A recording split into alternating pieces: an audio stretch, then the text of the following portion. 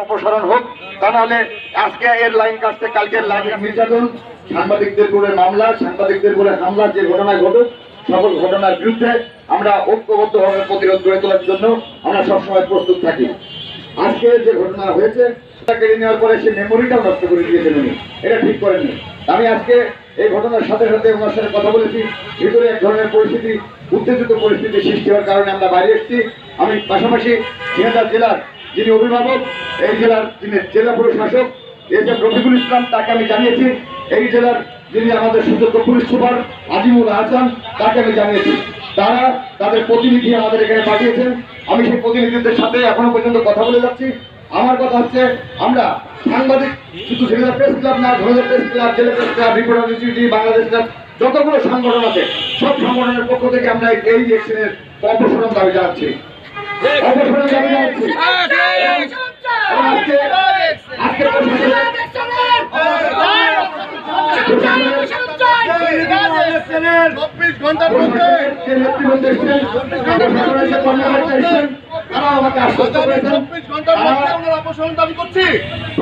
কর্মকর্তা এসেছেন, তারা বলেছেন যে এই ব্যাপারে আমরা আইনগত ব্যবস্থা নেব এবং সাংবাদিকদের আমরা আশ্বস্ত করছি যে তিনি কিন্তু এই ধরনের অসদাচরণ করেছে।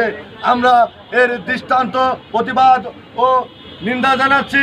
সেই সাথে ঊর্ধ্বতন যে কর্তৃপক্ষ আছে তাদের কাছে একটাই বিনয়ের সাথে অনুরোধ, এই ধরনের যে কর্মকাণ্ড তিনি ঘটিয়েছে এই ঘটনার সুষ্ঠু বিচার আমরা দাবি করছি।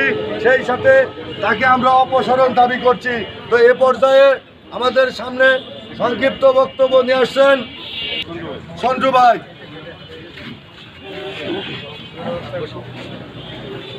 বিসমিল্লাহির রহমানির রহিম। প্রিয় সহকর্মীবৃন্দ, মৌলবাড়ী এক্সচেঞ্জ নির্বাহী প্রকৌশলী রাষ্ট্রুল ইসলামের বিরুদ্ধে স্বেচ্ছাচারিতা এবং ক্ষমতার অপব্যবহারের অভিযোগে আজকে আমাদের এই সহকর্মীবৃন্দ এখানে উপস্থিত হয়েছে। আপনারা ইতিমধ্যে জেনেছেন আমাদের কয়েকজন সহকর্মীর বাড়ির বিদ্যুৎ তিনি বিনা নোটিশে বিনা কারণে বিচ্ছিন্ন করে দিয়েছেন। তারই প্রতিবাদে আমরা যখন মিডিয়া কর্মীরা একে একে ওনার বক্তব্য দিতে আসছি বা ওনার সাথে কথা বলতে আসছি বিষয়টি জানার জন্য, উনি প্রত্যেকটা মিডিয়া কর্মীর সাথে খারাপ ব্যবহার করেছেন এবং উনি কখনো বক্তব্য দিতে চাননি। ইতিমধ্যে আপনারা এও জেনেছেন যে গতকাল আমি এসেছিলাম এখানে তার সাথে বিষয়টি জানতে। উনি আমার সহকর্মীদের সহ আমার সাথে অসৌজন্যমূলক আচরণ করেছেন। উনি কোনো বক্তব্য দিতে চান না। আমি তাকে জিজ্ঞাসা করেছিলাম যে আপনি একজন সরকারি কর্মকর্তা, দায়িত্বশীল চেয়ারে থেকে আপনি কি পারেন কিনা কারোর বাড়ির বিদ্যুৎ লাইন কোনো নোটিশ ছাড়া বিচ্ছিন্ন করতে? উনি কোনো জবাব দেন নাই, বরং উনি একের পর এক ওনার ক্ষমতার অপব্যবহার করে মিডিয়া কর্মীদের সাথে যে অসৌজন্যমূলক আচরণ করছেন সেটা দেশ ও জাতির জন্য সত্যিই নিন্দনীয়। আপনারা ইতিমধ্যে জেনেছেন সারা দেশের আমলারা কিভাবে তাদের সেই ক্ষমতার অপব্যবহার করে রাষ্ট্রের কোটি কোটি টাকা কিন্তু তারা আজকে বিদেশে পাচার করছে। দুদক প্রতিনিয়ত তার জন্য অনুসন্ধান চালিয়ে যাচ্ছে। আমি আপনাদেরকে অনুরোধ জানাবো, এই দুর্নীতিবাজ আমলা, এই দুর্নীতিবাজ